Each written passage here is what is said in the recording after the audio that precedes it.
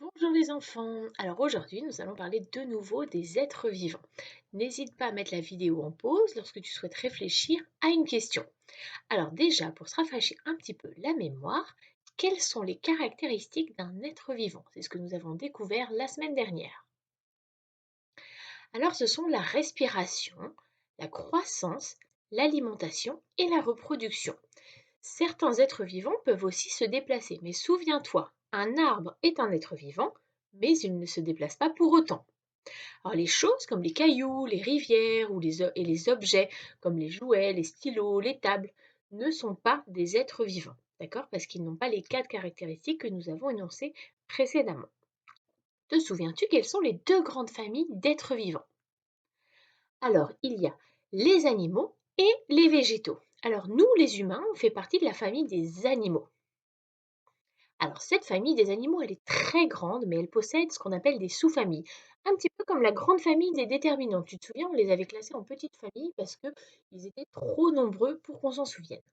Alors tous les animaux ne se ressemblent pas, c'est pour ça qu'on a fait des sous-familles. Et ils n'ont pas tous le même genre de croissance. Ça, on va l'étudier ensemble. Alors aujourd'hui, on va d'abord s'intéresser aux animaux et à ce qu'il se passe déjà dans un premier temps avant la naissance. Chez les animaux, les oiseaux, les mammifères ou bien les insectes, le mâle et la femelle se rencontrent et se séduisent.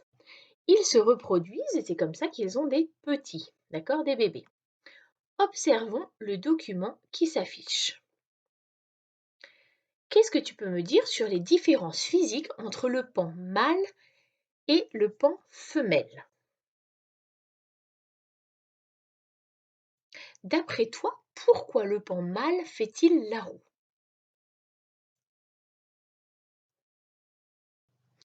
Alors, le pan mâle, il fait la roue pour séduire la femelle. C'est une sorte de danse de séduction. Alors, maintenant, regardez la deuxième image, les deux oiseaux. Que font-ils à votre avis? Et d'après toi, quel sera le résultat de cet accouplement? Alors, il s'agit d'une huppe femelle et d'une huppe mâle qui sont en train de s'accoupler pour avoir un bébé. Alors maintenant, observe les deux autres images.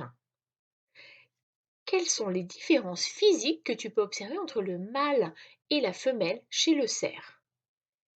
Observes-tu des différences physiques aussi entre eux? Alors, la biche, qui est la femelle, est plus petite que le mâle et elle n'a pas de bois, d'accord? Contrairement au cerf. Le cerf, qui est le mâle, lui, il a de grands bois et il est bien plus grand que la femelle. Maintenant, observe, si tu le peux, des différences physiques entre le mâle et la femelle du rat des moissons. Alors, pour le rat des moissons, le mâle est identique à la femelle, pas de différence comme chez la biche et chez le cerf. Être vivant, et ici comme on vient de le voir avec les animaux, se reproduisent, il faut donc deux êtres de sexe différents. On parle de mâle et de femelle. Et en s'accouplant, ils vont concevoir un bébé, un petit. Alors maintenant, on va commencer à s'intéresser à comment les petits naissent-ils. Observe ce document. À ton avis, comment naît l'oisillon? Et d'où sont-ils sortis, ces petits oisillons?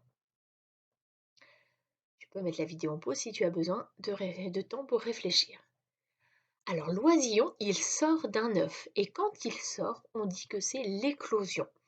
Le bébé, lui, il se développe dans l'œuf jusqu'à sa sortie. Maintenant, observe le document avec l'image de la jument. La jument, donc, elle est en train de donner naissance à un petit poulain. Alors, est-ce que c'est le même type de naissance que pour l'oiseau que l'on vient de voir? Non, hein, ce n'est pas le même type de naissance parce que le poulain, lui, il n'est pas né dans un œuf. Il s'est développé dans le ventre de sa maman. On dit que la jument a mis bas, d'accord, le poulain. Alors, j'espère que tu as bien compris la différence entre les deux types de naissance que nous venons de voir. Mais rassure-toi, hein, on va retravailler cela lors de la prochaine séance. Maintenant, je vais te laisser recopier le début de la leçon numéro 2, d'accord, qui s'affiche, mais que j'ai aussi envoyé à papa et maman par mail. Tu la recopieras sur une feuille et puis tu la rangeras ensuite dans ta pochette de sciences et après dans ta pochette de cartable. Alors nous poursuivrons notre travail sur les êtres vivants lors d'une prochaine séance et nous terminerons alors de copier la leçon. Je te dis à bientôt pour de nouvelles aventures.